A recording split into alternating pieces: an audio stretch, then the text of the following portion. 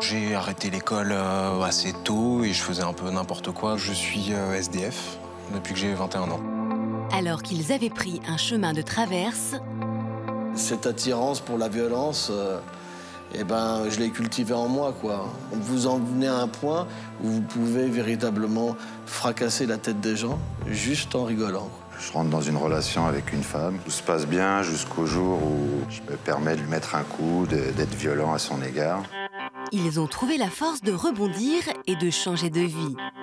Grâce à la thérapie, j'ai pu reprendre des relations normales avec les gens. Passé 6 ans et demi en détention et je me suis apaisé en même temps que ma date de libération. Du jour au lendemain, j'ai voulu vraiment me donner aux êtres vivants et pas avoir de discrimination, quoi. J'ai fait beaucoup de démarches aussi, je me suis inscrit à une école. Une école de quoi? Une école d'assistante sociale. La productrice est en train de venir dans l'oreillette. Nous allons enchaîner car je te promets que les autres sont tout aussi passionnants. Comment se sont-ils engagés sur la voie de la rédemption? Il n'y a pas de fatalité. Tout le monde peut changer. Si moi j'ai pu changer, alors tout le monde peut changer. Et c'est une preuve.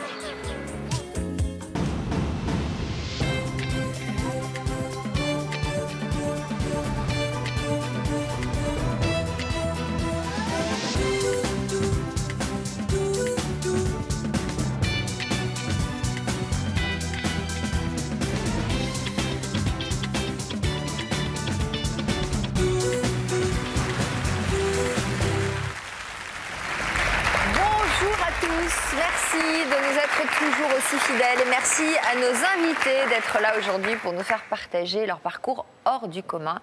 Que des hommes aujourd'hui, une fois n'est pas coutume.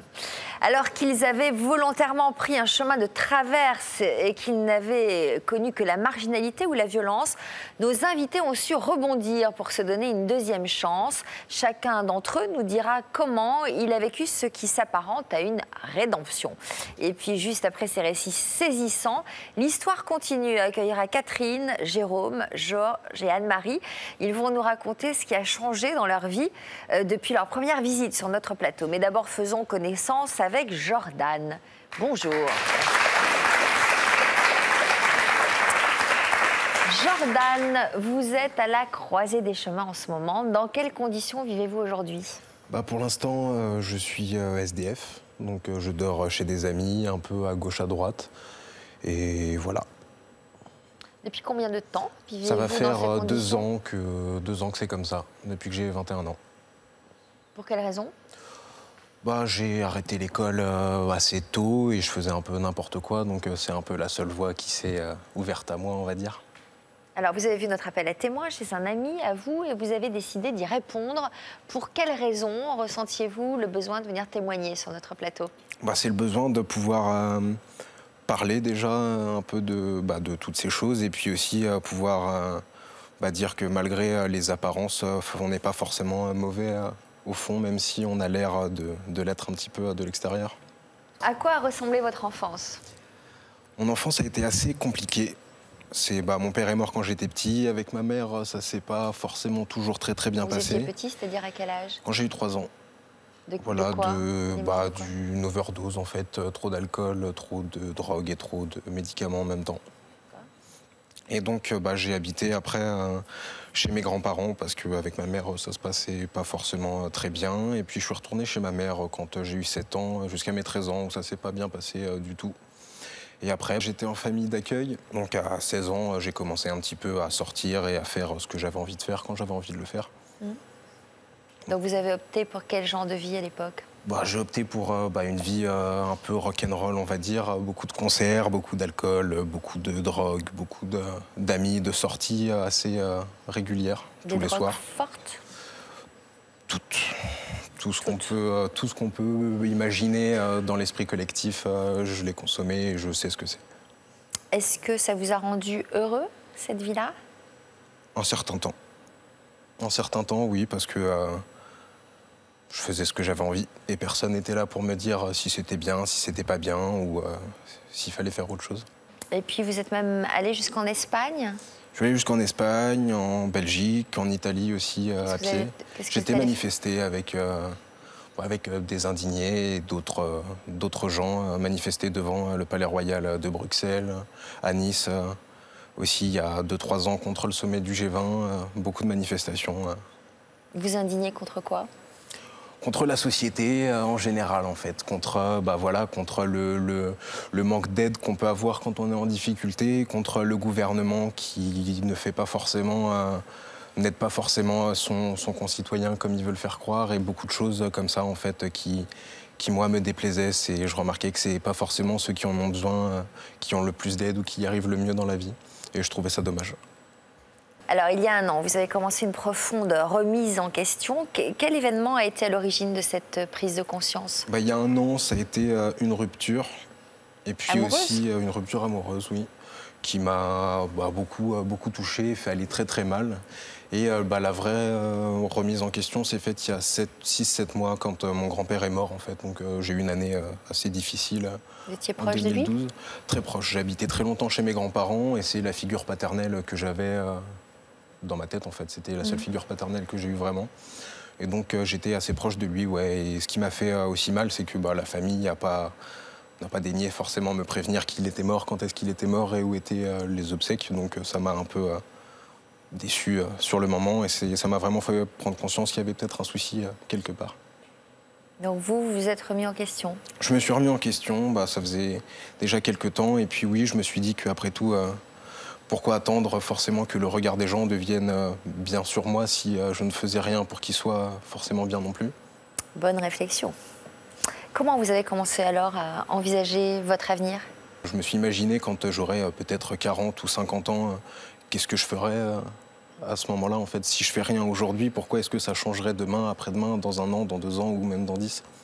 Et c'est plus ça qui m'a fait vouloir changer. Donc j'ai été voir une assistante sociale, j'ai fait beaucoup de démarches aussi, je me suis inscrit à une école.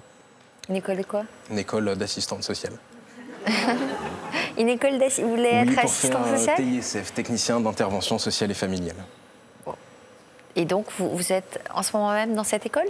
J'ai passé les concours, là j'ai eu mon oral il y a quelques jours et j'ai réussi mon concours écrit et mon concours oral. Donc il faut que je trouve un patron, ce que j'ai déjà contacté, et ça devrait le faire. Vous semblez être en tout cas sur la bonne voie. Qu'est-ce que vous craignez exactement aujourd'hui? Ce que je crains, c'est que les gens restent bloqués, mes amis ou la famille restent bloqués sur ce que j'ai pu faire avant et qui j'ai pu être, et me laissent pas forcément la chance d'évoluer et de devenir meilleur, ou de leur montrer que je peux aussi avoir une bonne image. Vous avez quel âge? J'ai 23 ans. Comment réagissez-vous à ces inquiétudes? Avant de parler des inquiétudes de Jordan, je voudrais... parce que le meilleur moyen de comprendre pourquoi on a eu ce parcours, c'est de savoir d'où on est parti. Et en fait, vous parlez du regard des autres, mais je pense que le regard des autres, il a commencé avant même votre naissance, sur vos propres parents. Et finalement, vous avez pris le relais, en quelque sorte, de cette situation-là. Vous l'avez subie. Je me suis jeté dedans à bras ouverts aussi. Ça a été plus le côté où, puisque je ne peux rien faire de bien, je montrerai à tout le monde que je ne ferai rien de bien. Mais à ce moment-là, j'y mettais tout mon cœur et mon énergie pour être ce qu'on attendait de moi, quelqu'un qui ne faisait rien de bien spécialement. Le regard des autres, vous l'avez tellement attiré pendant longtemps, volontairement, qu'il ne faut pas s'étonner qu'il y ait un petit temps de latence pour que les choses ne s'arrêtent plus à l'apparence, pour que les gens ne s'arrêtent plus à l'apparence. Aujourd'hui, il suffit d'engager une conversation avec vous, au bout de 30 secondes, c'est certainement pas votre apparence qui devient intéressante. Je pense que ça, c'est quelque chose que vous avez en vous, vous devez en être conscient. Je pense, oui, j'en suis conscient, mais c'est vrai que justement, ce que je comprends pas, c'est pourquoi est-ce que on reste bloqué comme ça. Des fois, quelqu'un nous paraît justement... J'ai jamais eu, moi, ce côté où tu es différent de moi, donc je ne t'accepte pas. Justement, les gens différents me passionnent parce qu'ils vont un peu contre la vague, et c'est difficile d'aller contre la vague. Il faut s'accrocher si on veut rester un peu soi-même et pas rentrer justement dans le moule. Et je comprends pas pourquoi ça fait peur. On est tous les jours souvent discriminés sur quelque chose, que ce soit au boulot, que ce soit à l'école, et ça nous embête. Donc pourquoi discriminer à notre tour quelqu'un qui est différent? J'ai du mal à comprendre. Parce que c'est toujours plus facile de ne pas se poser la question de la différence. c'est toujours plus facile de se dire il n'est pas normal plutôt qu'il est différent. Vous voyez? Et c'est un peu ça que vous viviez. J'ai envie d'utiliser l'imparfait parce que franchement aujourd'hui... Pourquoi vous êtes là en fait aujourd'hui? Pour pouvoir justement savoir, déjà c'était la question, m'a interpellé, est-ce que mon passé condamne mon avenir aussi, vu que voilà, tout n'est pas rentré entièrement dans l'ordre et parfait. Je me pose aussi des questions sur est-ce que je vais y arriver, est-ce que ça va fonctionner. C'est marrant que vous vouliez, que vous ayez fait un CAP petite enfance et que vous vouliez devenir assistant social. Ouais, c'est évident, quoi. Donc là, évidemment, c'est pour compenser ce que vous n'avez pas eu plus jeune. Est-ce que vous jouez de la musique? Vous êtes un peu artiste? J'écris. Vous écrivez quoi? J'écris des chansons, de la poésie, des nouvelles, des histoires aussi. J'écris beaucoup de choses. Bon. La productrice est en train de venir dans l'oreillette. Nous allons enchaîner car je te promets que les autres sont tout aussi passionnants. Mais allons-y. Alors, ouvrons la première partie de notre émission qui a pour titre « La violence jour après jour » car c'est ce qui qualifie le mieux la vie qu'avait choisi notre prochain invité pendant des années. Bonjour, William. Votre témoignage est rare et il a fait frissonner nos journalistes pendant la préparation de cette émission. Dans quel contexte avez-vous grandi? Moi, j'ai grandi dans une cité, dortoir, avec un parent, avec un père alcoolique, quoi. Et, comment dire, une vie qui n'est pas très joyeuse, quoi.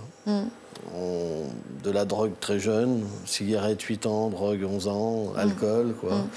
Et finalement, on s'enterre dans une psychologie où on a peur de sortir des murs parce que on sait même plus s'il y a quelque chose qui existe au-delà des murs de béton, quoi. Et donc, voilà, pas très... Il n'y a pas beaucoup d'avenir là-dedans, quoi, voilà. Alors, à l'âge de 13 ans, vous avez fait une rencontre qui vous a fasciné et qui a changé le cours de votre vie. De qui avez-vous fait la connaissance en Angleterre? En 80, j'étais au Puce de Londres, quoi. Et, vous étiez où? Au Puce de Londres. Ah. Et puis j'ai vu un skinhead, quoi. Et un gars de 40 balais, quoi, avec une Birch, quoi, une femme skinhead, quoi, qui déambulait dans la rue de Londres. Et puis il dégageait quelque chose, tout le monde avait peur de lui. Et puis je sais pas, ça m'a attiré, quoi. Mais vraiment, ça m'a fait une empreinte, quoi. Et donc... vous êtes devenu skinhead. Ouais. En fait, ce qui s'est passé, c'est quand mes parents, ils ont eu peur parce que je commençais à devenir de plus en plus méchant, quoi. Et ils se sont dit, pour assurer le coup, ils se sont dit, bon, on va le mettre dans une école privée, quoi. Et là, je suis tombé rue d'Assas, quoi. Et il y avait des skinheads, quoi. Et cette attirance pour la violence, je l'ai cultivée en moi, quoi. Au point que j'ai tout pris d'eux juste en les voyant. Et puis un jour, j'ai trompé ma mère. Je lui ai dit, s'il te plaît, je voudrais me faire un look. Achète-moi une paire de Rangers, un bomber, c'est tout. Et puis j'ai débarqué comme ça à l'école, quoi.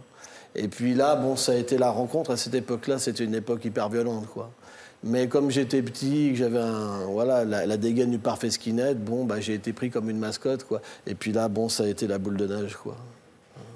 Donc vous êtes devenu à 15 ans la mascotte d'une bande de skinheads. On vous surnommait Petit Willy. En fait, il y a un proverbe en Inde.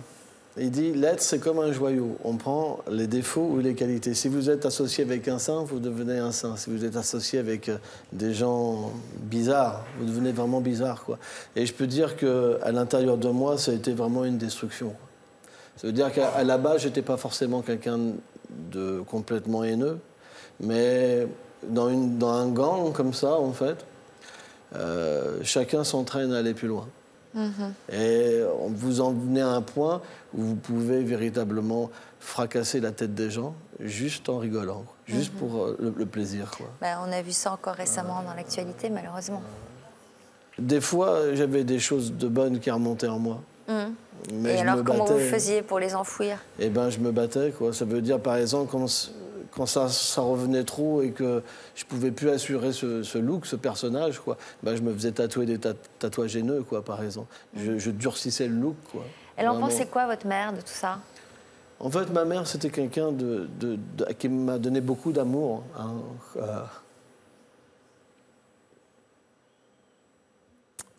Et en fait, ma mère, elle devenait folle parce que tous les jours, je revenais avec du sang. Enfin, voilà. Et vous vous en voulez de lui avoir fait subir ça? Ah, c'est pas évident. Elle était tellement courageuse qu'elle venait même voir le gang pour me sortir de là. Et tout le monde la respectait. Mais disons que si je parle 5 secondes de ce passé, ça les rend fous. Parce que j'ai été trop loin dans ce délire. C'est les armes, c'est vraiment... J'aurais pu faire 60 ans de prison, quoi. Est-ce qu'à ce moment-là, il y a de la place justement pour des sentiments ou est-ce qu'on les enfouit aussi avec le reste? Non, en fait, quand vous êtes un skinhead, moi, ce que j'ai connu des skinheads, c'est il n'y a pas de sentiments. Ni pour sa mère? Parce qu'en fait, ce qui se passe, c'est que la moindre faille, vous ne pouvez plus assurer ce degré de violence-là, c'est pas possible. Vous êtes comme une bête féroce. C'est de l'autodestruction. C'est même difficile à imaginer. Est-ce que vous aviez des moments seuls, face à vous-même, de lucidité, en vous disant c'est pas possible que j'en sois arrivé là, je suis devenue une bête féroce? En fait, ça peut paraître étrange, mais ce qui a été, on va dire, le déclencheur de mon changement, c'est qu'à un moment, il y avait un règlement de compte, quoi. Et il y a un ami à moi qui a pris une balle. Il y en a un qui est mort et il y en a un qui était dans une chaise roulante. Et si tu veux, quand tu vis une violence comme ça, tu vis dans un film. C'est un film. C'est un film. Ça veut dire que tu es pris dans un personnage. Et puis là, c'est la colline qui s'écroule, quoi. Tout le château de cartes descend. Et là, je vais à l'hôpital et puis je vois mon pote. Il est avec des tuyaux partout et puis des larmes coulent de mes yeux, quoi. Et je prends une claque, là. Je dis, mais attends, c'est du délire, notre truc. Mais, en fait, ce qui se passe, c'est que tu te rentraînes les uns les autres et tu repars. On découvrira la suite de votre histoire tout à l'heure. Ça va aller? Ouais, pas de problème. Mon cœur a changé. Alors maintenant, je pleure et j'aime. Votre maman est toujours là? Ouais. Bonjour Frédéric. Bonjour. Merci d'avoir eu le courage de venir témoigner sur notre plateau. Vous avez eu envie de partager votre histoire pour montrer que le passé d'un homme ou d'une femme ne condamne pas forcément son avenir. Pour vous, tout a commencé au milieu des années 90. De qui avez-vous fait la connaissance à cette époque? Donc à cette époque-là, je rentre dans une relation avec une femme qui s'appelle Sabrina. Donc elle va sur 17 ans, moi j'ai à peu près 25-26 ans. Et on commence à rentrer d'une rencontre hasardeuse dans Paris. On va aller un peu on va commencer, ça va être le début d'une histoire d'amour, une passion on va dire. Et puis une passion tellement forte que tout se passe bien jusqu'au jour où, mais assez rapidement, je dirais 2-3 mois après du début de notre relation, je me permets de lui mettre un coup, d'être violent à son égard. Et là, c'est pour moi la première fois que je lève la main sur une femme. Donc, et là, finalement, ça sera le début d'un engrenage qui va durer, on va dire, une bonne dizaine d'années. Toujours avec elle? Pardon? Toujours avec elle? Non, on s'est séparés depuis. Ah oui. Pour quelles raisons et à quelle fréquence leviez-vous la main sur votre conjointe? Donc ça a commencé comme bien souvent, ça commence à partir d'une broutille. On a demandé quelque chose, ça n'a pas été fait, on sent une frustration, une colère monte, les mots ne suffisent plus. Et puis là, un déchaînement de coups, de violence. C'est allé jusqu'où, ces coups? Ça commence bien souvent, ça commençait par des mots durs, des propos durs, des insultes. Et ça ne suffisait pas, donc on en rajoutait une couche par des gestes violents. On la pousse, on la bouscule. Vous dites « on », mais vous parlez de vous. Oui, je parle pour... donc je la pousse, je la bouscule. Après, c'est une gifle part, une deuxième, et puis ça peut être des coups de poing, des coups de pied. Elle se défendait? Comment on peut se défendre? C'est quasiment impossible. Comment ça se terminait? Donc, bien souvent, ça se terminait par... subitement, comme ça, c'est une espèce de vague de colère, de fou qui vous envahit, il y a un déferlement de cette violence sur votre compagne. Et puis d'un coup, ça s'arrête. C'est comme un orage violent qui pétarade dans tous les sens. Et puis d'un coup, en une fraction de seconde, c'est un calme absolu où on n'entend quasiment plus rien, seulement la nature et les petits oiseaux. Un calme absolu, mais avec de la lucidité, de la culpabilité? À ce moment-là, on retrouve de la lucidité, mais uniquement à ce moment-là. Et vous vous excusez à ce moment-là? Alors, le réflexe par la suite, parce que c'est un schéma qui est quasiment, qui se reproduit après continuellement. C'est-à-dire, après de tels événements, j'avais pour réflexe de prendre conscience, de réaliser le mal que je commettais. Et donc, c'est remords, je demandais pardon, j'allais jusqu'à m'agenouiller, des regrets, en promettant que ça ne se reproduira plus jamais. Et puis, malheureusement, avec le temps, ça recommençait. Et puis ça arrivait fréquemment? C'était chronique. Je ne veux pas dire que c'était tous les jours, parce qu'on n'aurait pas duré, ça n'aurait pas duré 10 ans, mais c'était, je ne sais pas, on va dire à peu près, ça pouvait être une fois par mois, 2 fois par mois. Est-ce que c'était de plus en plus fréquent, au fur et à mesure? Au début, il y a eu des périodes où c'était assez fréquent, et puis avec le temps, moi, on ne se supporte plus, quelque part, forcément, je trouvais pas de plaisir dans cette relation, et puis de réaliser les conséquences, le mal que je commettais, je me disais assez rapidement, je m'étais dit, mais comment tu peux arriver à ça? Comment se fait-il? Donc je cherchais des raisons, j'essayais de comprendre un petit peu. Est-ce qu'il y avait des éléments qui déclenchaient ces crises? Oui, il y avait des éléments, il y avait des facteurs extérieurs, disons extérieurs plutôt à l'intérieur de la relation. Il y avait des éléments qui pouvaient... Petit, vous aviez été témoin de ce genre de violence entre vos parents? Dans ma petite enfance, oui, il y avait eu des événements comme ça, d'actes violents au sein de la famille. Petit, j'ai encore les images où je me retrouvais pris de peur, planqué sous une table, parce que ça éclatait au-dessus de la table. Mais oui. Alors, paradoxalement, c'est un ultime dérapage très violent qui vous a finalement sauvé, vous et votre compagne. Que s'est-il passé en 2003, donc, après 10 ans de vie commune? Donc, après une dizaine d'années de vie commune, un soir, je rentre, un vendredi soir, je rentre, je suis dans le canapé, je décompresse, il y a les enfants, tout ça, à un moment, ils vont se coucher, et puis Sabrina rentre. Et puis, donc, là, déjà, on arrive à...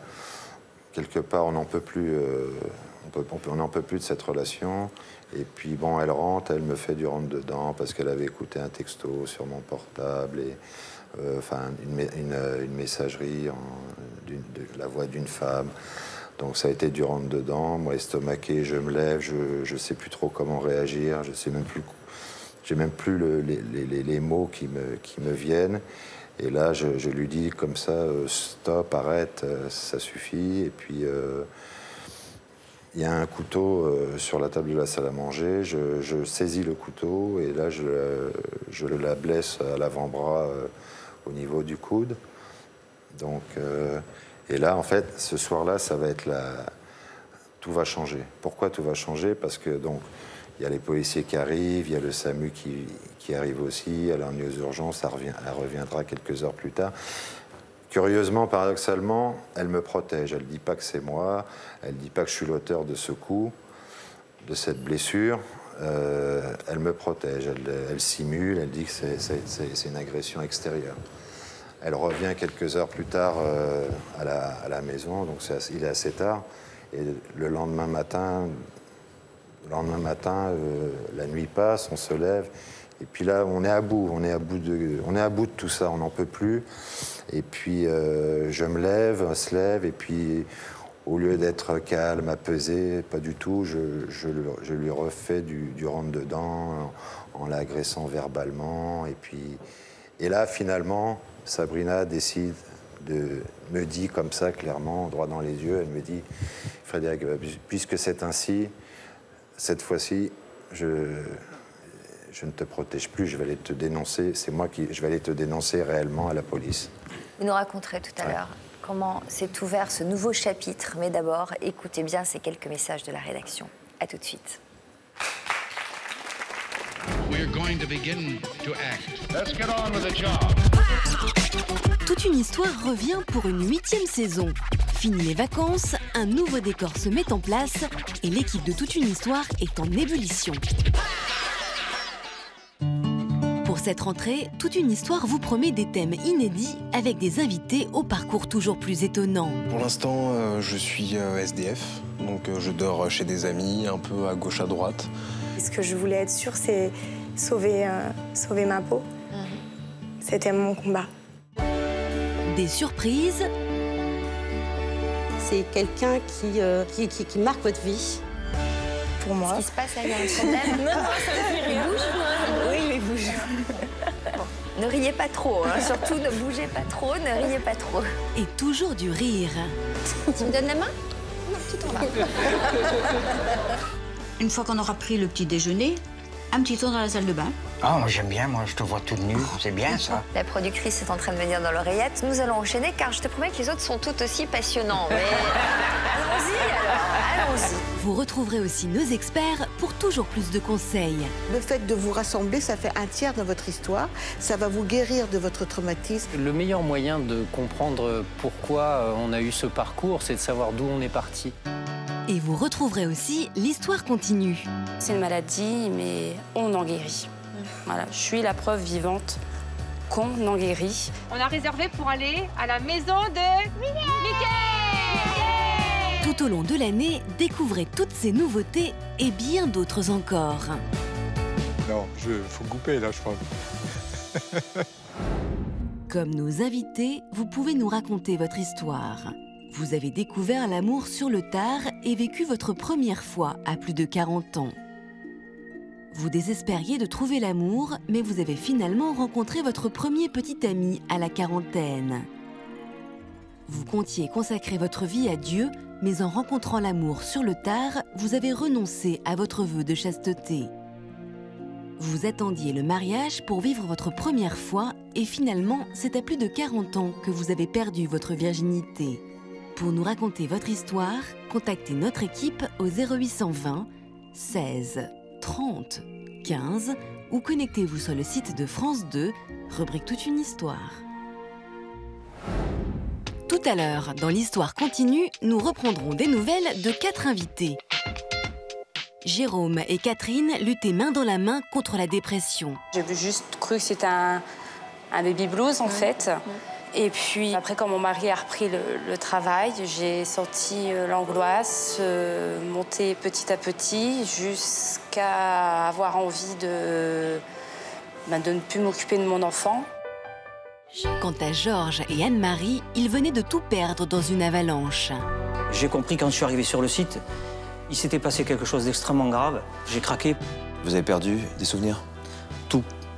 Tous les souvenirs, c'est difficile, j'ai du mal. À quoi ressemble leur nouvelle vie? Nous le découvrirons dans la 3e partie de l'émission. Bienvenue, si vous nous rejoignez sur le plateau de Toute une histoire. Par le passé, certains de nos invités avaient la violence pour seul maître. Mais aujourd'hui, ils en sont persuadés, la fatalité n'existe pas.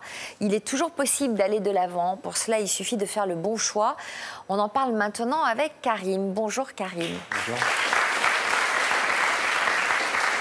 Pour quelles raisons teniez-vous à partager votre expérience avec nous aujourd'hui ?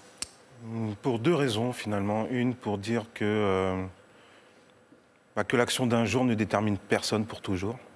Et une autre, pour dire que le changement est possible. Et qu'il faut donc croire au changement que l'autre peut opérer sur lui-même. Alors, vous avez grandi dans un climat familial tendu, vous avez connu les foyers et la précarité. Dans quelle mesure cette enfance difficile a-t-elle été décisive pour les premières années de votre vie ? J'ai dû développer comme première compétence, finalement, la violence. La violence simplement pour exister au sein de ma propre famille. La seule solution que j'ai trouvée pour exister dans le regard de mes parents, ça a été de commettre des délits, puisqu'on était une famille plutôt marginale. Voilà, pas d'argent, beaucoup de difficultés financières. Et du coup, on volait pour manger. Et la seule fois où je voyais finalement de la considération dans les yeux de mes parents, c'était quand on ramenait à manger sur la table ou de l'argent pour faire vivre la famille. Donc voilà, un petit peu. Vous étiez dans quel état d'esprit durant toutes ces années ? J'étais dans un état d'esprit, finalement, une quête d'existence. J'étais en quête d'exister dans ma famille, j'étais en quête d'être aimé dans ma famille. Et quand j'ai vu qu'il n'y avait que cette solution-là pour ressentir cet amour vraiment, même si je ne l'ai jamais vraiment ressenti, j'ai été plus exploité finalement au sein de ma propre famille. Et ça s'est traduit par une fuite. J'ai fait pas mal de fugues et je me suis retrouvé rapidement en foyer d'éducation spécialisée. En fait, vous étiez un jeune homme en besoin d'attention, mais qui est devenu un véritable professionnel de la délinquance. Voilà. Vous étiez grisé par votre réputation jusqu'au jour où vous avez organisé le casse de trop avec des complices. Que s'est-il passé pendant cette opération ? Ça, c'est arrivé à ma majorité, finalement. Donc, à la sortie du foyer, je me suis retrouvé comme avant d'y rentrer, c'est-à-dire au sein du foyer familial. Et rien n'avait changé en une dizaine d'années, c'est-à-dire les mêmes problèmes étaient là, la même discrimination était là. Et encore une fois, je me suis positionné en soutien de famille. Et lorsqu'il a fallu cibler une victime, finalement, pour ramener cet argent, on a ciblé donc, un dealer et on est parti pour le braquer. Ce braquage a mal tourné, il y a eu mort d'homme et on s'est retrouvé en prison. Vous avez été condamné à 10 ans de réclusion criminelle. Est-ce que vous avez eu peur de ce qui vous attendait en prison ? J'ai pas eu peur puisque je savais que finalement c'était de la violence qui m'attendait. Et moi, c'était mes premières compétences. Donc j'avais pas peur de ça. Ce que j'avais peur, c'était, on n'en sait pas grand-chose finalement de la prison quand on est jeune. Moi, j'avais presque quasiment envie d'y aller, comme pour accéder à un passage initiatique finalement, passage de l'adolescent à l'homme. Et j'ai été très surpris en arrivant en prison parce que j'attendais énormément de cette institution. Par quoi vous avez été surpris ? Moi, j'ai été surpris par le décalage qu'il y avait entre les ambitions de cette institution et la réalité que je pouvais vivre. C'est-à-dire ? Quand vous vous retrouvez assise dans 9 mètres carrés, c'est pas évident. Quand vous pensez que c'est que votre liberté qui va être enlevée et que vous vous retrouvez nu 3 fois par jour, avec des fouilles, et qu'il va falloir être violent plus qu'à l'extérieur, juste pour résister à cette réalité qui est très dure à vivre. Donc voilà, c'est toutes ces choses-là, c'est frustration sur frustration, c'est le manque de perspective, parce que j'ai été 3 ans en mandat de dépôt. Donc 3 ans de mandat de dépôt, c'est-à-dire que vous êtes en prévention, vous êtes en préventive, et donc vous n'avez pas de perspective de libération. Et donc votre univers, c'est l'univers carcéral. Et ces murs qui sont autour de vous se rapprochent chaque instant un peu plus jusqu'à vous avaler complètement. Et donc c'est tout ça qui m'a surpris. Moi, je pensais que c'était le dernier rempart de notre société pour accéder à une citoyenneté. Et je me suis retrouvé complètement exclu. Je suis rentré en prison, j'étais usé socialement, c'est pour ça que j'y suis allé. Et arrivé dedans, je me suis retrouvé menacé humainement. C'est ça qui m'a le plus surpris. Vous nous direz tout à l'heure comment c'est l'amitié et finalement l'amour qui vous ont donné la force nécessaire de changer votre destin. Mais d'abord, on va avancer avec la deuxième partie de notre émission que nous avons intitulée Rédemption et que nous ouvrons avec vous, William. Car votre parcours en est l'exemple le plus frappant. Vous nous racontiez en début d'émission de quelle manière vous avez basculé dans le milieu skinhead à l'adolescence. On va découvrir maintenant comment vous en êtes sorti pour épouser la paix après cette bagarre dont vous nous parliez tout à l'heure qui a dégénéré. Quels autres épisodes ont été à l'origine de votre prise de conscience? Bah déjà, comme je vous ai dit, j'ai senti un changement en moi, quoi. Et je me rappelle toujours, quoi, c'est que quand je revenais dans ma cité, quoi, donc mes potes, c'était Jamel, David, des choses comme ça, quoi. Donc pour moi, c'était, comment dire, ma famille, quoi. Et mais dû à cette vie de skinhead, donc j'avais véritablement sur moi des choses qui étaient incompatibles, quoi. Et un jour, j'avais en face de mon immeuble, de mon étage, quoi, une famille juive, quoi. Et donc je suis sorti, j'étais habillé comme un nazi, quoi. Comme quelqu'un vraiment qui n'avait pas de sentiments, un monstre, vraiment un monstre, quoi. J'incarnais un monstre, quelqu'un de débile, vraiment débile, profond, quoi. Profond, bête et méchant, quoi, skinhead, quoi. Et puis je sors comme ça. Et je vois cette porte qui s'ouvre en face de moi. Et cette fille que je connais depuis tout petit avec un bébé. Elle venait juste de donner la naissance à un enfant. Et là, elle me voit, c'est le choc, quoi. Bah. On est donc dans le même couloir. J'appuie sur le bouton pour l'ascenseur. Et là, l'ambiance devient de plus en plus lourde.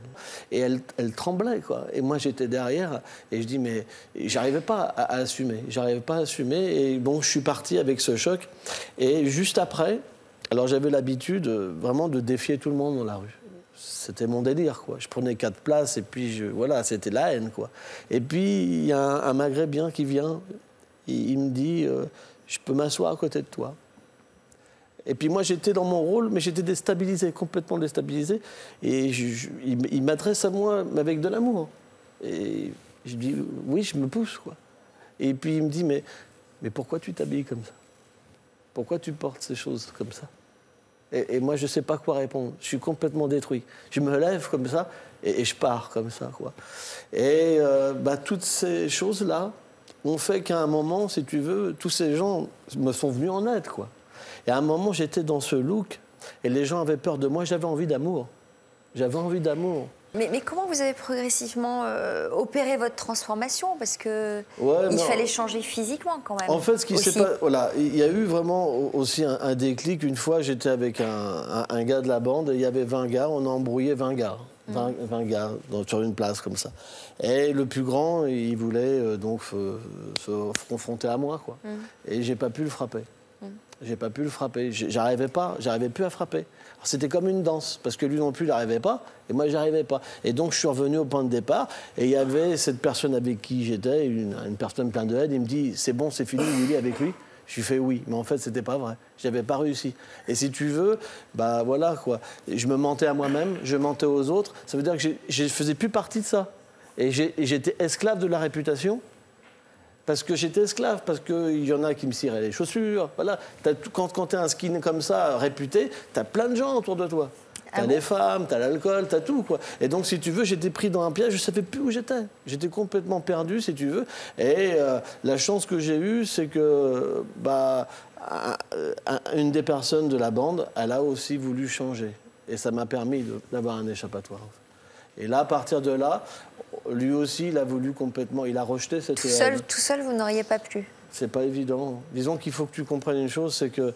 ouais. Pardonne-moi. Mais il faut comprendre une chose, tu sais, c'est que quand tu vis un degré comme ça de violence... J'ai essayé de me réinsérer.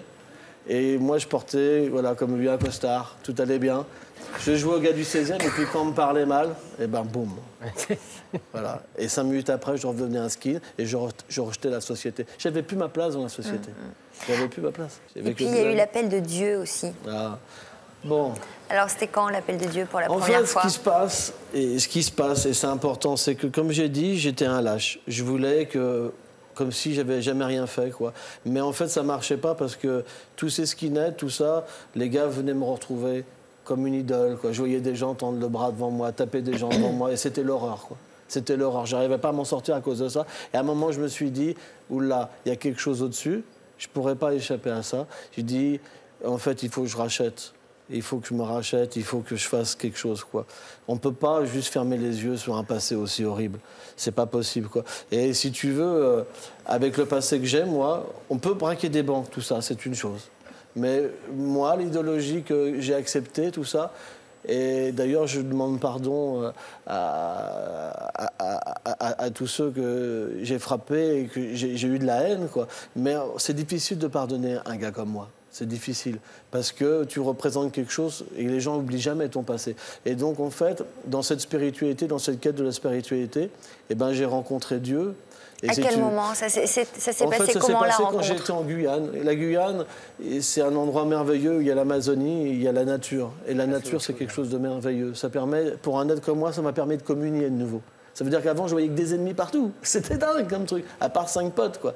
Et là, j'ai commencé à pouvoir regarder un arbre, une fleur, et un animal, et avoir quelque chose qui passait, tu comprends. Donc ça m'a fait une véritable thérapie.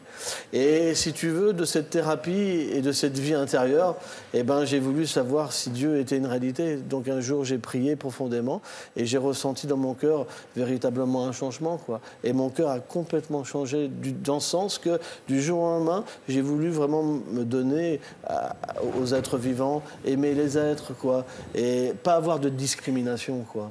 Tu vois, plus de discrimination, quoi. C'est important, quoi. Alors aujourd'hui, vous vivez dans le temple hindouiste que vous avez fondé et vous consacrez votre vie à honorer Vishnu, une divinité hindouiste. Il y a quelques jours, vous avez accepté de nous ouvrir les portes de ce temple pour nous montrer à quoi ressemble votre nouvelle vie. On y va? Ok. Quoi, c'est douloureux? Non. Mais si, quand même. Il n'y a pas assez d'explications? En fait, simplement, ce que je voulais expliquer, une chose, c'est que quand même, dans cette quête de spiritualité, j'ai aussi rencontré beaucoup de haine, beaucoup de sectes, des choses comme ça, quoi. Pour moi, la skinhead, la haine, ça m'a fait comprendre qu'il fallait développer l'amour. Et quand j'ai rencontré des gens sectaires, j'ai compris qu'il fallait développer la liberté. Pour moi, Dieu, c'est la liberté et l'amour. Ça veut dire laisser les êtres libres. Tu vois. Et quand j'ai compris ça dans mon cœur et que quand c'est venu dans mon cœur, alors véritablement, j'ai pu apprendre de tous les êtres. Maintenant, je peux apprendre leur de tout laisser le monde, le libre arbitre. Ouais, c'est important. Et puis aussi de voir les gens comme supérieurs, pas comme inférieurs. C'est super important. Alors, desserrer les poings, c'est le titre de ce reportage que nous avons tourné à Saint-Étienne-du-Rouvray. C'est en Haute-Normandie.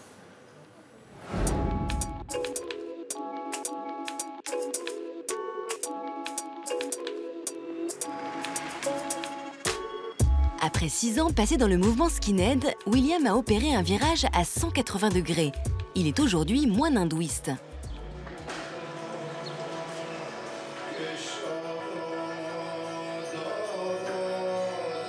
L'ancien skinhead vit maintenant en communauté au sein du temple qu'il a fondé.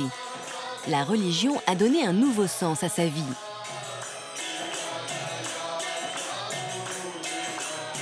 Désormais, William prie 5 heures par jour et il tient aujourd'hui à diffuser un message d'amour et de paix. Les efforts entrepris dans cette voie ne sont jamais vains ni détruits. Même un léger progrès sur celle-ci nous libère de la peur et du plus grand des dangers de ce monde. Mais pour William, cela n'a pas été facile de prendre un nouveau départ. On ne sort pas d'un passé comme ça sans larmes. Il faut vraiment se repentir. Je me suis dit, mais comment j'ai pu être ce monstre? Ça a été très difficile pour moi de replonger dans le passé. J'ai dû prier pour replonger dans le passé, tellement que ma personnalité a changé. Mais ce que j'ai pu en tirer, c'est simplement un moyen que d'autres ne fassent pas ce que j'ai fait.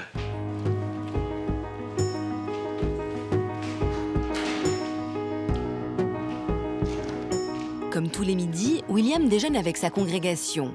Les pensionnaires du temple n'en reviennent pas du chemin qu'il a parcouru. Quand on te connaît maintenant, on n'aurait jamais pensé que tu aurais été comme ça il y a 20 ans. Je pense qu'il n'y en a pas beaucoup dans le monde qui sont dans ton cas. C'est vrai, il n'y a pas beaucoup de skinheads qui sont devenus moines maintenant. Quelqu'un qui est dans des problèmes de violence, s'il voit ce parcours, c'est vraiment un parcours exemplaire, ça peut lui donner un espoir de pouvoir se sortir de cette violence. Si William a aujourd'hui tiré un trait sur son passé, il n'a pas pour autant dit adieu à toutes ses anciennes passions. Ah bah voilà, petite famille. Avec son club de motards, William parcourt aujourd'hui les routes de France pour prêcher la non-violence.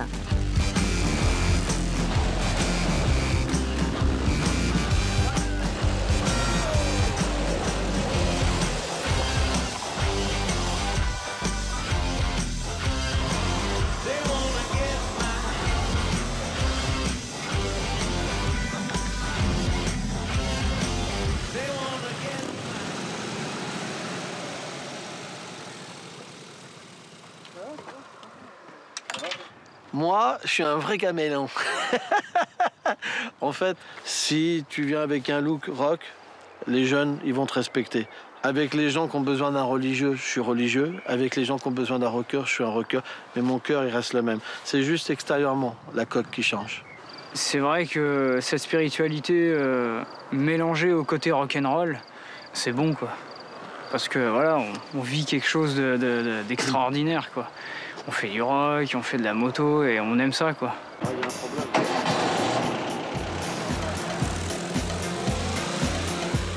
William est désormais un nouvel homme. Il est plus que jamais tourné vers les autres. Tous les vendredis soirs, il distribue des repas aux plus démunis. Il y a du monde aujourd'hui, hein. Ah, c'est tellement merveilleux de voir tous les gens heureux. C'est important. Quand tu viens là, tu donnes à manger, tu donnes une assiette, mais tu donnes ton cœur avec. Et c'est important. Et eux, bien qu'ils n'ont rien à te donner, ils te donnent leur cœur. Donc en fait, ça, c'est un véritable échange, c'est très important, quoi. Il n'y a pas de fatalité. Tout le monde peut changer. Si moi, j'ai pu changer, alors tout le monde peut changer. Et c'est une preuve.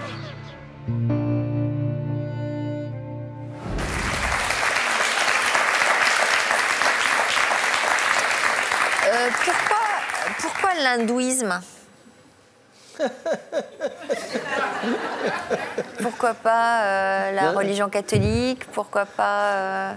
Ce qui m'a plu dans l'hindouisme, c'est le respect de tous les êtres vivants. Pas simplement que les humains, mais les animaux, les plantes, les insectes. Tout le monde a le droit de vivre et tout le monde a le droit d'évoluer. Et vous êtes parti là-bas? Ouais, en Inde. En fait, là-bas, j'ai vécu, j'ai rencontré mon maître aussi. Et j'ai incorporé un monastère, un lignage spirituel, et je suis devenu un moine. Combien de temps? Bah, disons que moi, ça fait 20 ans. C'est combien le parcours initiatique d'un skinhead qui veut devenir un moine hindouiste? Pour changer... C'est combien? C'est un brevet en combien d'années? Ça veut dire qu'il faut verser des larmes pendant 10 ans. Et puis... Et il faut beaucoup regretter ce que tu as fait.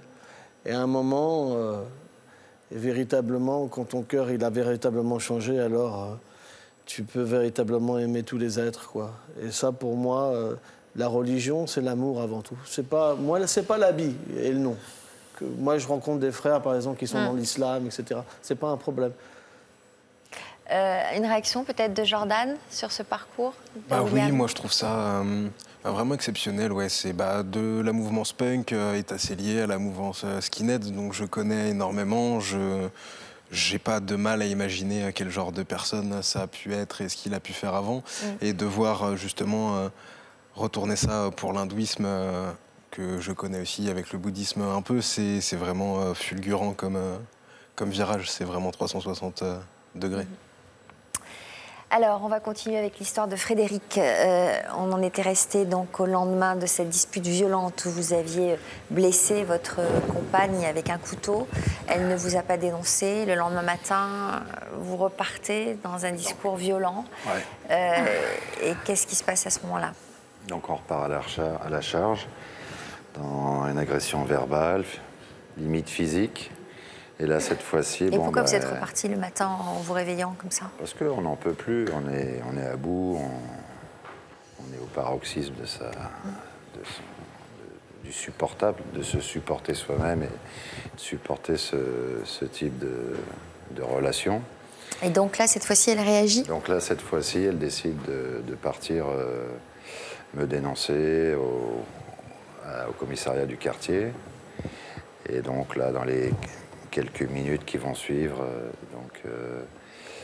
j'entends les policiers monter. Donc nous habitions à l'époque à Paris 9e, côté de Pigalle.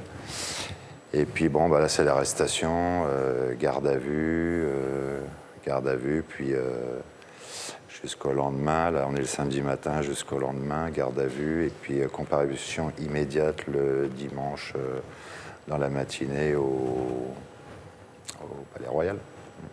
7e chambre correctionnelle. Et quel a été le verdict? Donc le verdict, il y aura 3 mois plus tard, le verdict sera de 3 mois avec sursis.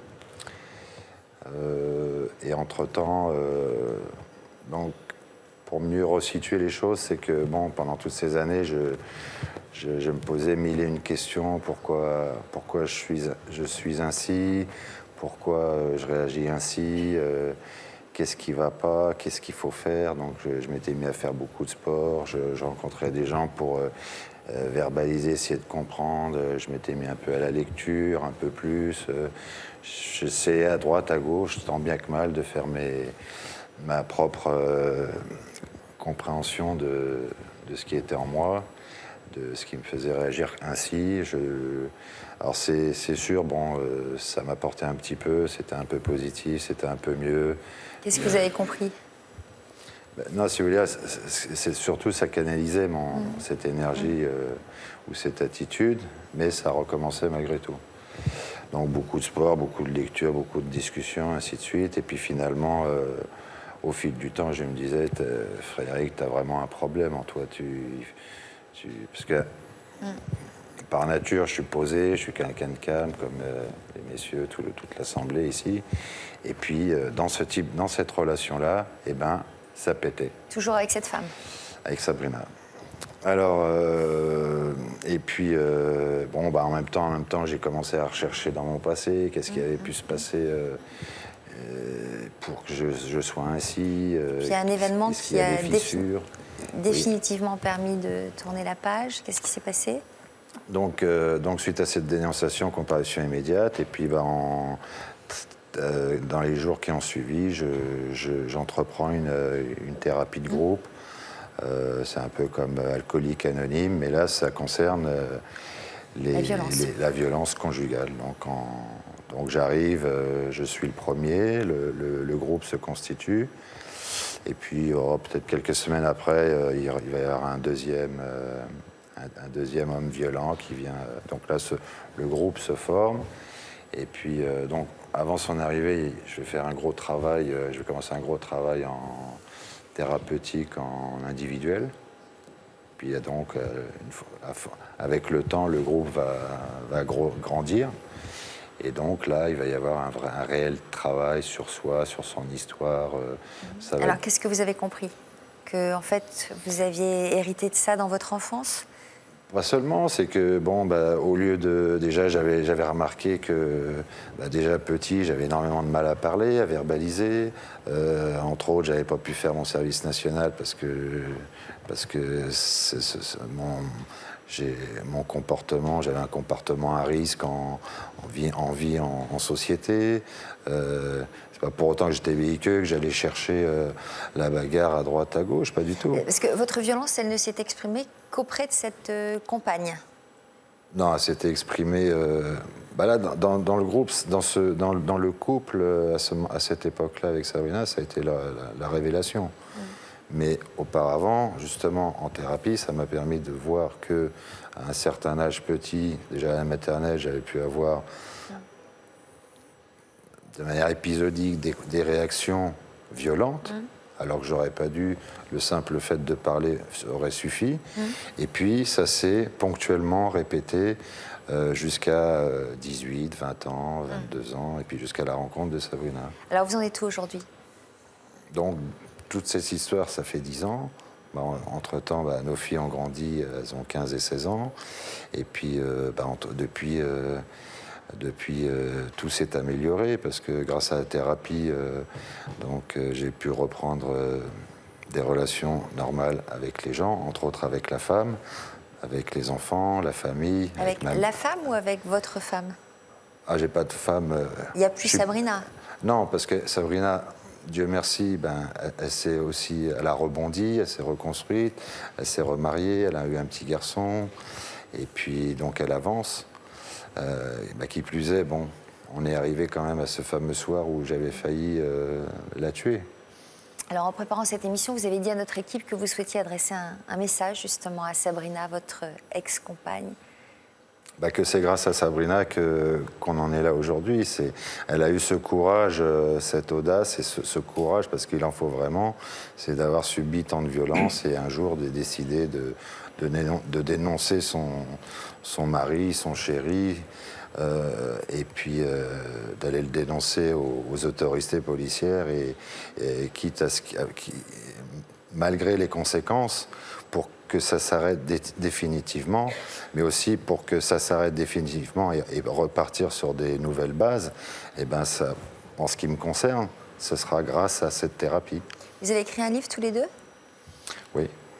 On a fait un témoignage sur notre histoire qui touche la violence conjugale, avec ce message d'espoir. Au fil des ans, Karim, comment vous vous êtes apaisé? Vous avez passé combien d'années en prison déjà? J'ai passé 6 ans et demi en détention et je me suis apaisé en même temps que ma date de libération arrivait.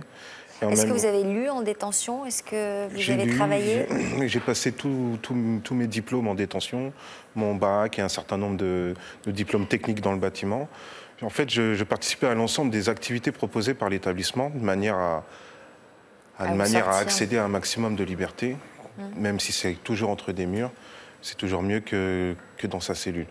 Je me suis pris au jeu de ces formations, au jeu aussi de ces rencontres, parce qu'en prison, il n'y a pas que des gens mauvais, il y a aussi des gens très très bien, qui n'avaient finalement pas grand-chose à gagner à me transmettre des bons messages, mais quand vous avez passé 15 ou 20 ans en détention, et que vous voyez quelqu'un qui arrive et qui est tout jeune, aussi jeune que vous pouviez l'être quand vous êtes allé en détention, il y a quelque chose qui se crée. En tout cas, c'est ce qui s'est passé pour moi. J'ai rencontré des gens qui m'ont conseillé. Ce n'étaient pas des conseillers d'insertion, c'était des co-détenus. Et ils m'ont expliqué qu'il fallait que je reprenne mes études, qu'il fallait que je prépare ma réinsertion, que je prépare ma réintégration dans la société. Et puis l'un dans l'autre, j'ai trouvé mon compte, puisque ça me faisait sortir de ma cellule, j'ai accédé à des formations et à des diplômes. Et en plus, j'avais parfois des rémunérations, ce qui me permettait de payer mes parties civiles. Alors, vous étiez déjà sur la bonne voie. Quand le grand amour est venu parfaire le tableau? Alors, il y a effectivement tous ces sentiments, les émotions sont exacerbées en détention, puisqu'on est en autarcie, on est enfermé. Et donc, toutes ces choses-là, d'ailleurs, je les ai découvertes en détention. Je ne savais pas trop quel était l'équilibre de mes émotions ni de mes sentiments, puisque j'ai fait que de les chercher durant toute ma vie. Et c'est à ce moment-là où, à la fois, effectivement, l'amour est venu sur mon chemin, en tout cas l'affection. C'est un manque d'affection fort. Et effectivement, voilà, j'écrivais depuis déjà un certain temps avec un co-détenu qui était libéré. Et un jour, il laisse tomber mon courrier dans un restaurant. Et cette femme qui est devenue ma femme et avec qui j'ai eu des enfants a trouvé ce courrier dans son établissement, et on a entamé une correspondance qui a duré plusieurs années. Une bouteille à la mer. Une bouteille à la mer. Mais au début, en tout bien, tout honneur, elle m'expliquait qu'elle avait trouvé mon courrier dans son établissement, et elle se proposait de me soutenir, d'un soutien moral, pour me soutenir dans mon épreuve.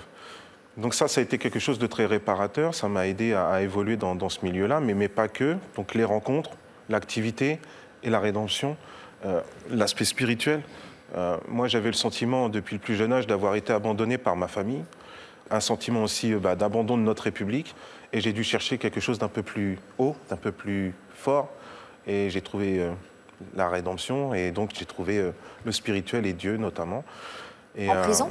En prison.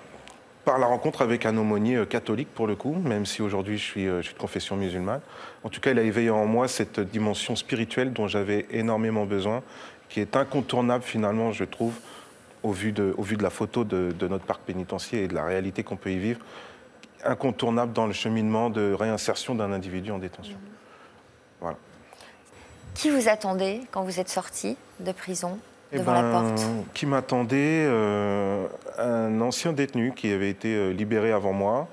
Et sur le chemin de la prison à la gare, il me propose de participer à un braquage de Brinks. Tentation forte qui pouvait me faire vaciller dans mes choix, mais même si elle n'était pas là, elle était enceinte et elle m'attendait. Votre femme? Voilà. Et donc, à partir de là, j'ai fait ce choix, justement, de me réinsérer. Elle est tombée enfin, vous avez eu un rapport sexuel au parloir? Non, j'ai eu une permission. En fait, j'ai pas eu de parloir, j'ai pas été assisté en détention. C'était un choix de ma part. J'ai pensé que c'était à moi seul d'assumer cet enfermement. Et donc, je ne l'ai pas voulu pour mon entourage. Mais j'ai eu une permission, on s'est retrouvés. Et puis, très vite, les choses se sont enchaînées. Et donc, j'ai pu ne pas succomber à cette tentation parce que j'avais cette responsabilité-là, d'assumer mon rôle de père prochainement. Et puis, pourquoi pas celui d'un mari. À quoi ressemble votre vie aujourd'hui? Alors, aujourd'hui, je suis comblé, j'ai 2 petites filles. Donc, ça me comble. Une de 10 ans qui s'appelle Rania, une de 5 ans qui s'appelle Rabia. Et aujourd'hui, je les remercie parce qu'elles font aussi partie intégrante de ma reconstruction. Et aujourd'hui, je suis un acteur de la solidarité, un acteur de la citoyenneté, un acteur associatif aussi, puisque voilà, je suis coordinateur national pour une association de solidarité et de citoyenneté qui s'appelle Unicité, qui met en œuvre le parcours citoyen des jeunes volontaires en France. Et donc moi, je forme les acteurs jeunesse partout en France où on est présent. Et à côté de ça, je suis le vice-président d'une association qui s'appelle Carcéropolis et qui donne à voir autrement la prison pour notre société civile, que tout le monde se rende compte qu'un individu en détention, c'est avant tout un être humain. Et qu'à partir de là, ça se respecte. À côté de ça, si je peux terminer juste, j'ai voulu mettre aussi en œuvre la restitution de mon parcours au travers d'une biographie. Parce que ce genre de parcours, si je suis là aussi sur ce plateau, c'est pour le faire partager au plus grand nombre. Et donc Rédemption, c'est le titre de ma biographie, Itinéraire d'un enfant cassé. Vous pourrez trouver aux éditions Scrinéo. Merci à tous d'avoir eu le courage de venir témoigner. Jordan, cette émission vous a fait avancer? Oui. Vous a rassuré sur la possibilité aussi, et puis aussi de les entendre parler comme ça. Ils m'ont l'air tous d'avoir vraiment à un moment réussi, un peu comme ce que je suis en train de faire, de prendre conscience de quelque chose. Et c'est vrai, quand on a pris conscience, c'est dur d'oublier après la prise de conscience et de faire comme si elle n'existait pas. Alors c'est vous qui serez sur notre chat cet après-midi. On reste en contact, vous nous donnez des nouvelles. Peut-être qu'on aura le plaisir de vous accueillir sur le plateau de l'Histoire continue. À bientôt. Parfois, c'est en confrontant leur point de vue que nos invités réussissent à prendre du recul sur leur propre histoire. C'est ce qui est arrivé aux 2 couples que je reçois aujourd'hui dans notre nouveau rendez-vous, l'Histoire continue. Alors souvenez-vous, au moment où nous avons fait leur connaissance, Georges et Anne-Marie venaient de perdre leur maison ensevelie par une avalanche. Quant à Jérôme, il nous avait confié combien il se sentait démuni face au mal-être de Catherine, sa conjointe. Bonjour à tous les 4. Bonjour. Merci d'avoir accepté notre invitation et on commence d'abord avec vous. Jérôme et Catherine, j'avais eu le plaisir de vous recevoir il y a un peu plus d'1 an dans une émission intitulée « Sa dépression aura-t-elle raison de notre amour ?» En quoi étiez-vous concerné par le thème de notre émission ? On était concernés par le thème de l'émission à l'époque, car Catherine était en dépression suite à la naissance de nos enfants. Elle avait déjà déclenché une dépression à la naissance de Rémi. À la naissance de Rémi. Et l'année dernière, à la naissance, en 2012, à la naissance de notre second enfant, en fait. Je me souviens de votre détresse. Il y a 1 an, vous avez dû être hospitalisée dans une clinique spécialisée. Et l'équipe de Toute une Histoire vous avez suivi durant toute une journée à l'occasion d'une permission de sortie. Avant de découvrir où vous en êtes aujourd'hui, je vous propose tout de suite de regarder un petit récapitulatif en images de votre histoire.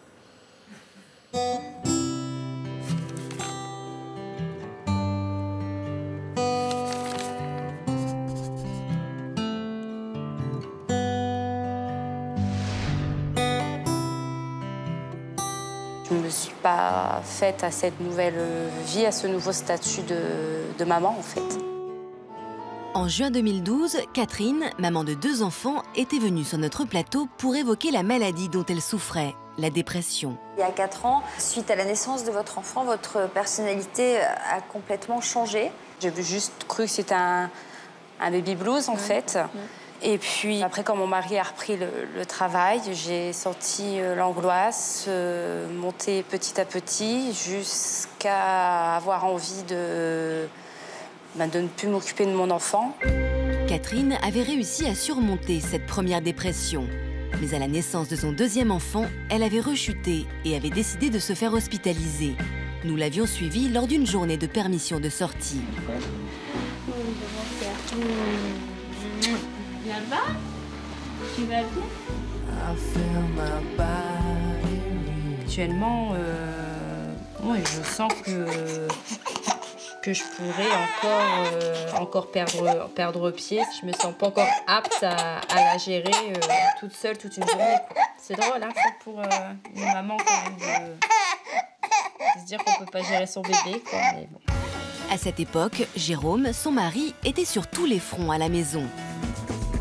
Il y a beaucoup plus de choses à faire, mais bon, je l'ai fait avec plaisir parce que je sais que c'est pour le bien de Catherine. On s'est mariés pour le meilleur et pour le pire. On a commencé par le pire, le meilleur viendra après. Cependant, il y a des choses à faire pour les enfants. Aujourd'hui, vous en êtes où? Vous êtes toujours hospitalisée? Je suis toujours hospitalisée.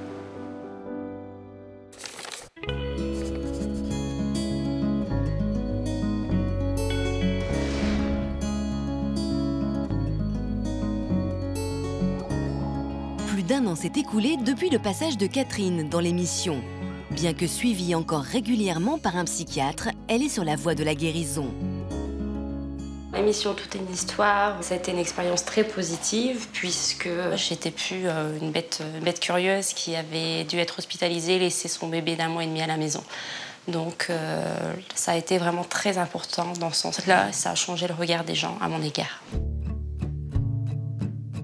Mon quotidien aujourd'hui, c'est celui d'une maman de 33 ans qui va bosser. Donc c'est d'un côté c'est les choses de la vie de tous les jours, mais c'est aussi des choses nouvelles. Prendre le temps avec eux de lire, de rire, rien que ça, de rire, de les chatouiller, tout ça en ayant l'esprit libre, quoi. Durant sa maladie, Jérôme, le mari de Catherine, l'a toujours soutenue. J'ai un mari exceptionnel. J'ai énormément de chance, en fait, je suis émue. J'ai énormément de chance de l'avoir. Il m'a accompagnée, c'est grâce à lui, quoi, en fait, si j'en suis là, parce qu'il m'a laissé le temps de guérir. Il m'a donné les moyens de guérir. Jamais, à aucun moment, il ne m'a reproché quoi que ce soit. Et voilà, quoi, on est renforcés par cette épreuve.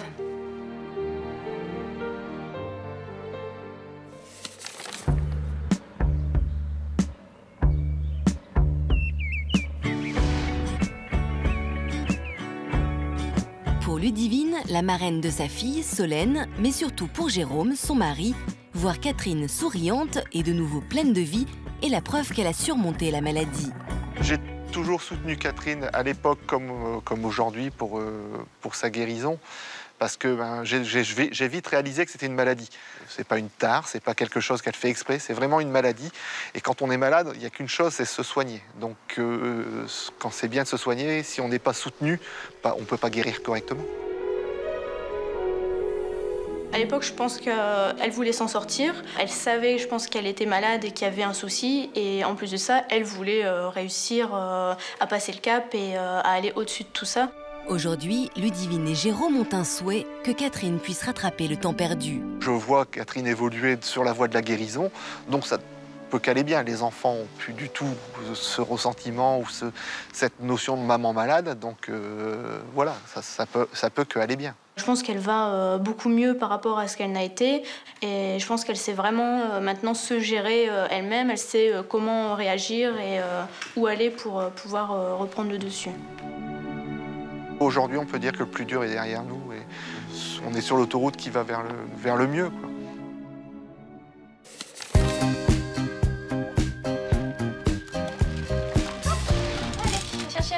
10 mois après son hospitalisation pour une dépression sévère, tout a changé dans la vie de Catherine.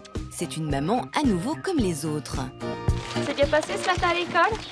Oui. Qu'est-ce que tu as fait? Des écritures. Tu as fait des écritures avec madame? Allez, on y va, on va manger. Catherine a repris un travail à mi-temps et a aujourd'hui une priorité, passer le plus de moments possible avec Rémi, 5 ans, et Solène, 2 ans. Allez, va te poser là, ma chérie. T'as bien frotté partout, fais-moi voir. Allez, et là, regarde. Allez, à nous deux, mademoiselle. J'ai vraiment réappris à être une maman qui profite de ses enfants, qui profite voilà, de la vie, qui veut rattraper un petit peu tout ce temps perdu, quoi, en fait. Dans son combat contre la maladie, Catherine a pu compter sur le soutien infaillible de sa belle-mère, Suzanne. Pendant plusieurs mois, elle a pris le relais auprès de ses petits-enfants. Téléphone à papy? Oh là là, j'ai réussi à tuer le tigre. Catherine a beaucoup changé, elle a beaucoup pris sur elle-même. Attends, je vais te faire du bouche à bouche. Ça me fait énormément plaisir parce que, comme je l'ai dit un jour à Catherine, je ne peux pas remplacer leur mère. C'est elle la maman et c'était à elle à être présente pour ses enfants. Catherine ayant retrouvé son rôle de maman à part entière, la famille a gagné en équilibre. Jérôme n'assume plus tous les rôles et le couple peut désormais se retrouver. Allez, on va vérifier qu'il manque rien pour partir en week-end chez mamie. Là, il manque oui, mais là, non. Là, non? Qu'est-ce qu'il manque, là? Là, il manque quoi? Les jouets. Eh ben, va chercher ta console, puis les jouets de ta sœur. Ah, dis donc, il y a un an, hein, t'aurais pas réagi comme ça, hein, Catherine. En tout cas, vous avez fait tous les deux un long chemin depuis un an. C'est vrai que je suis très fière déjà de Catherine parce que maintenant, je te sens très à l'aise avec tes enfants. C'est vrai.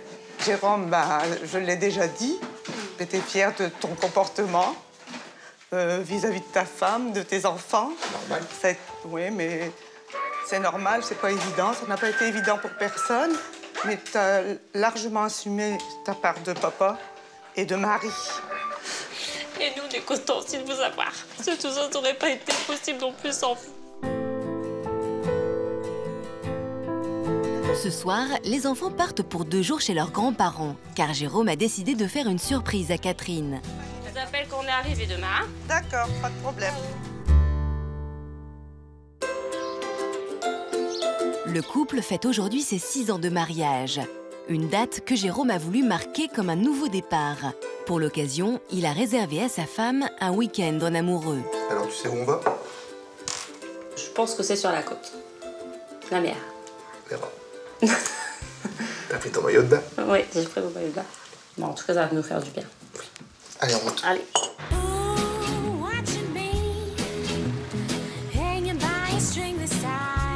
Oh là là.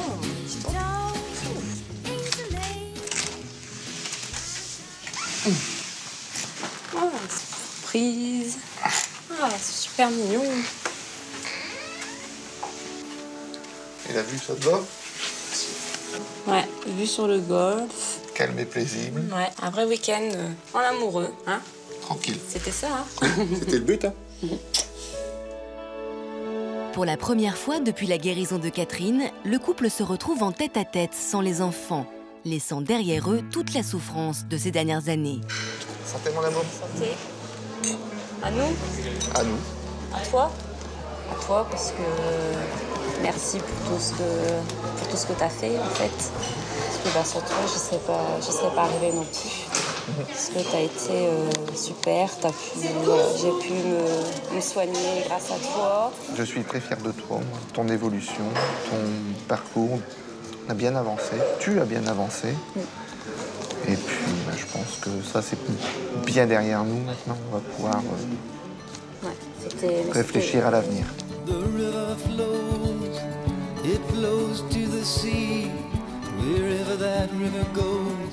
That's where I want to be. C'était presque la mer. C'était sur le golfe, le petit bateau, là? Non, c'était les marais l'Odomarois. Ah bon, très bien. Alors, on peut dire, Catherine, que vous avez parcouru un sacré bout de chemin depuis 1 an. Ça me fait plaisir de vous voir aller mieux, parce que c'est vrai que la dernière fois, vous étiez très mal. Que s'est-il passé pour vous dans les jours qui ont suivi l'émission? Alors, juste après l'émission, je suis repartie à la clinique, donc suivre suivre mon traitement, en fait. Et puis, Déjà, pendant l'émission, il y a eu un déclic, il s'est passé quelque chose pour vous ou pas vraiment? En fait, je suis repartie gonflée à bloc, en fait, à la clinique. Ouais. Ouais, vraiment. Et par rapport à ce que le docteur Papon nous avait dit aussi, en fait, donc vraiment regonflée à bloc. Et puis vraiment avec l'envie de m'en sortir, quoi, en fait. Quelles ont été les réactions de votre entourage, justement? Alors, en fait, j'avais eu énormément de critiques du fait que j'étais partie lorsque Solène n'avait qu'un mois et demi. Et puis, en fait, beaucoup de retours positifs suite à l'émission. Beaucoup de gens qui se sont dit ah oui, c'était à ce point-là, t'étais mal à ce point-là. On n'avait pas compris, en fait. On pensait que la dépression, c'était juste... t'avais pas envie de t'en sortir, quoi, t'avais pas envie de te mettre un coup de pied aux fesses.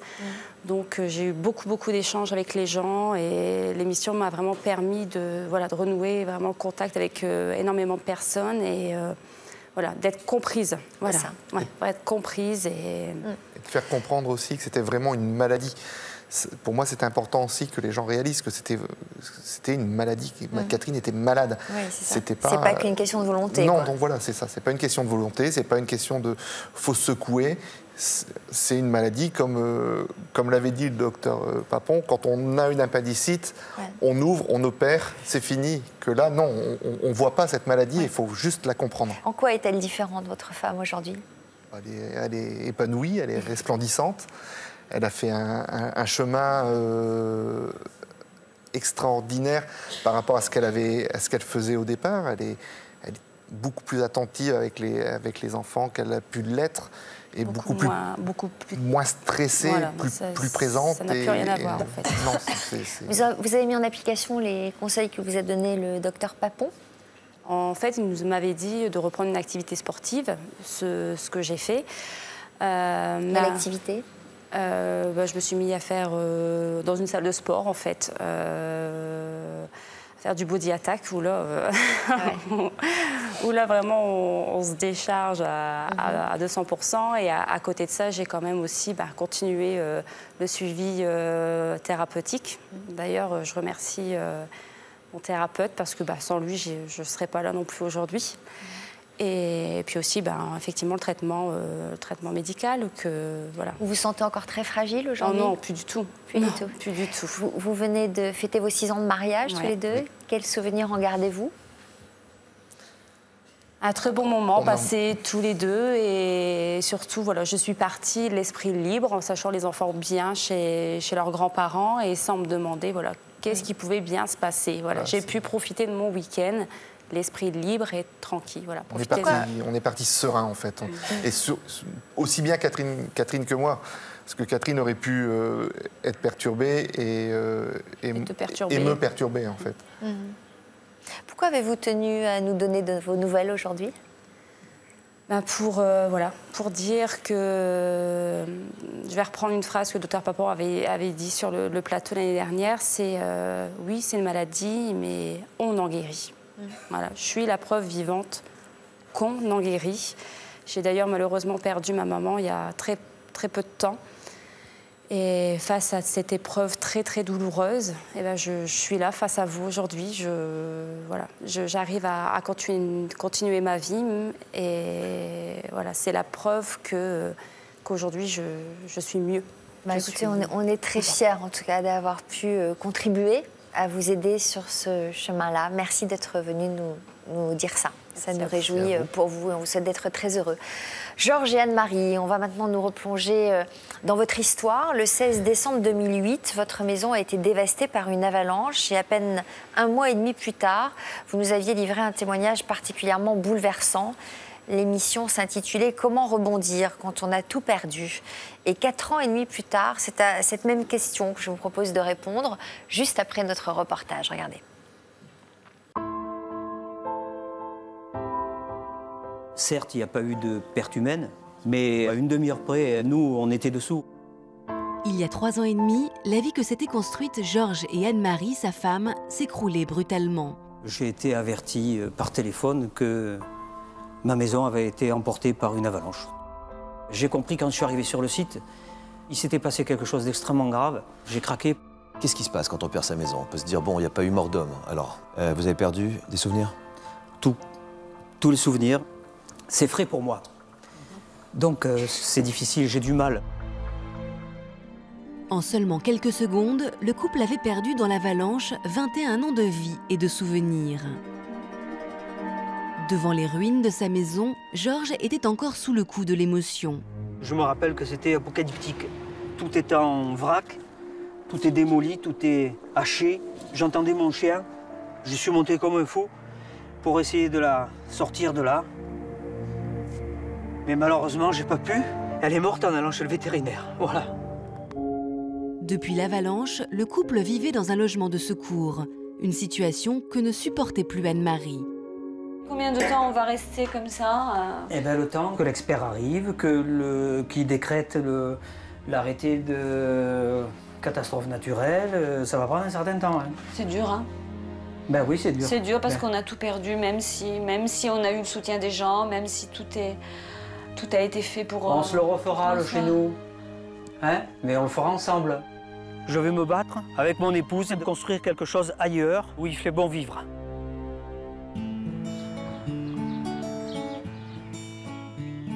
Le Vins, dans les Alpes-Maritimes.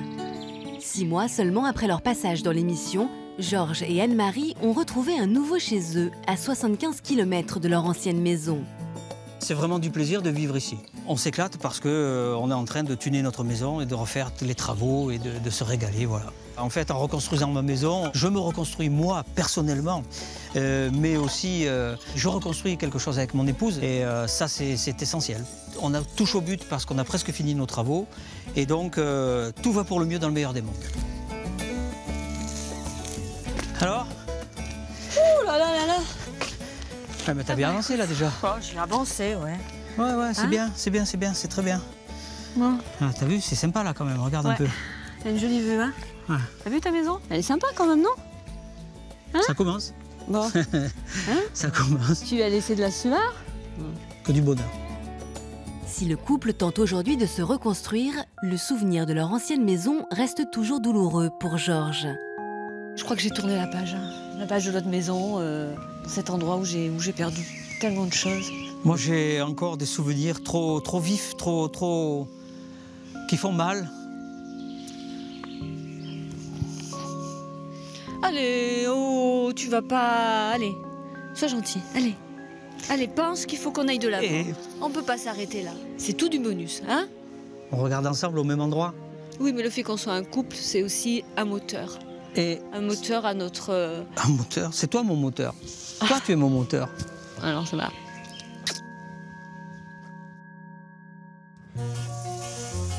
Georges et Anne-Marie tentent par tous les moyens d'aller de l'avant. Et pour ce faire, ils ont même accueilli sous leur toit un nouveau locataire. Bah, dis donc. Bon, bah, écoute, moi je vais préparer la gamelle de Carla. Hein. Mon chien, ben, c'est pas toute ma vie, mais elle occupe une grosse partie de ma vie. Elle me donne ce que j'ai plus, ce que j'ai perdu. Voilà, l'amour, la fidélité, l'échange. Ça m'a permis de me reconstruire. C'est mon bonheur, c'est mon réconfort. Elle m'aime et je l'aime. Georges est aujourd'hui plus serein. Depuis maintenant 2 ans et demi, il s'est même découvert une passion pour la moto. Ouais.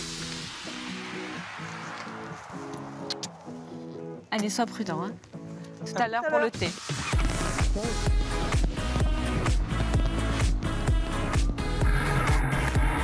La moto, c'est un moyen pour moi d'aller de l'avant, d'être conquérant. J'ai le sentiment d'avoir accompli quelque chose que jamais je n'aurais fait avant. C'est une sorte de moyen de ressortir et d'exorciser tout mon mal-être. Le plus dur aujourd'hui est derrière moi. Je veux aller de l'avant et je veux profiter de la vie.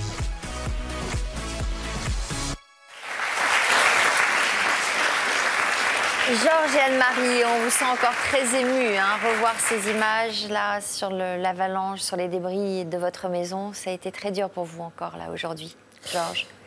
Oui, parce que c'est des images que j'ai oubliées. Je veux les oublier, je les ai mis. Le problème de ces images, c'est qu'on les met dans des poches. Ouais, et avec un mouchoir dessus. Puis de temps en temps, le mouchoir, on le tire et puis c'est la boîte de Pandore. Il sort tout un tas de petites choses là, qu'on n'a plus envie de voir ou de vivre, voilà. Qu'attendiez-vous de notre émission, la dernière fois que vous êtes venu? Montrer aux gens que dans la difficulté, avec ce qui nous est arrivé, il y a des choses pires, hein. Il y a des choses qui sont pires. Je crois qu'après, il y a la mort.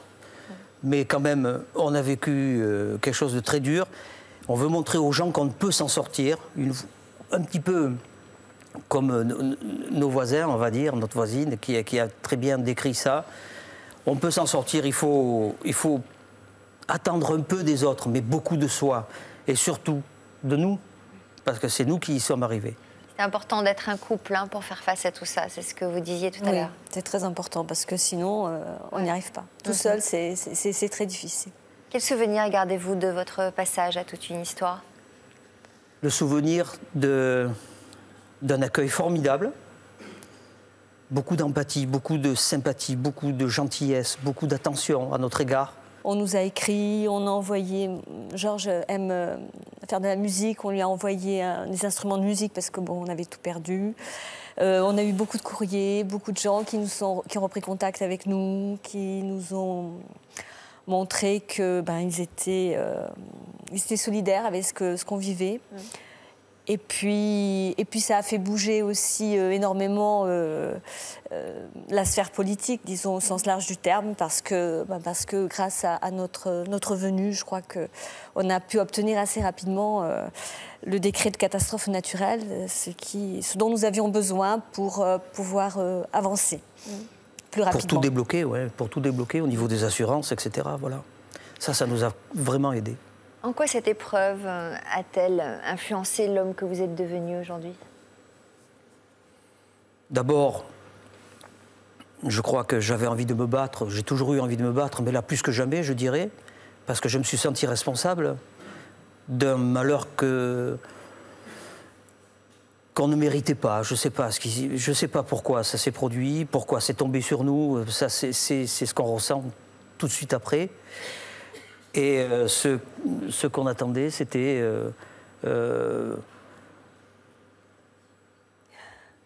Il est devenu quelqu'un d'autre parce qu'on cherche aussi à profiter de la vie au maximum. Mieux qu'avant. Mieux qu'avant, oui. Ouais. Oui. On évacue tout ce qui nous... Ce qui est superflu. Tout ce qui est superflu, tout ce qui nous gêne, tout ce qui est... Et puis, on se lance des défis aussi, l'un comme l'autre.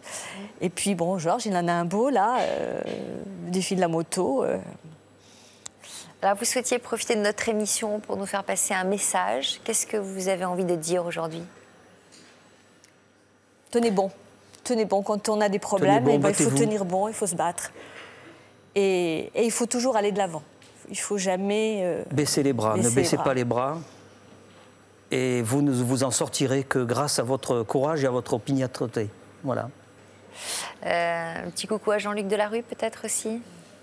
Alors Jean-Luc, c'est quelque chose de tout à fait particulier parce que lui, il avait été particulièrement gentil. Il nous avait accueillis d'une façon inattendue, je dirais, parce que quand on vient dans une émission comme la vôtre, il y a un côté un peu... le côté familial n'est pas garanti. Garanti. Et Jean-Luc avait... J'ai senti dans le regard de cet homme, j'avais senti... Il avait été touché. Oui, une grande sympathie, beaucoup d'empathie, beaucoup de gentillesse. C'est l'occasion, en tout cas, ce rendez-vous, l'histoire continue, de lui rendre hommage régulièrement, puisqu'on le revoit sur ces images et sur la rediffusion des émissions. Donc c'est un hommage permanent et continu. Tout à fait. Merci d'être venu nous voir. Je vais vous demander de signer justement le grand livre de l'histoire continue. On va commencer avec vous, Jérôme. Merci pour votre confiance, pour vos témoignages pleins d'espoir. Et puis on se réjouit que vous ayez chacun emprunté des chemins plus joyeux. Merci d'être revenu. À bientôt pour d'autres témoignages et bon après-midi sur France 2. Merci. Merci à vous.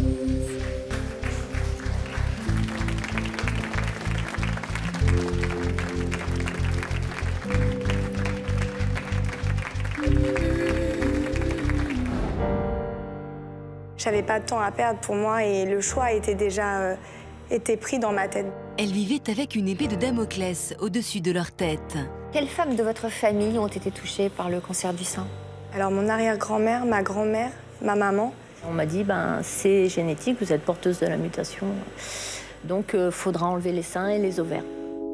Pour éviter de contracter un cancer, elles ont choisi la chirurgie préventive. Moi, c'était une évidence. Donc j'ai pris la décision de pratiquer les interventions. À quel âge? À 45 ans. Mais après une telle opération, comment se réapproprier sa féminité? Je n'ai pas de poitrine, je n'ai pas de sein, effectivement, mais je ne me sens pas mutilée, je ne me sens pas diminuée. Il m'a fallu du temps. Ça a été un combat de chaque jour, mais j'y suis arrivée. Il m'a fallu du temps pour digérer, pour pouvoir le formuler comme ça aujourd'hui.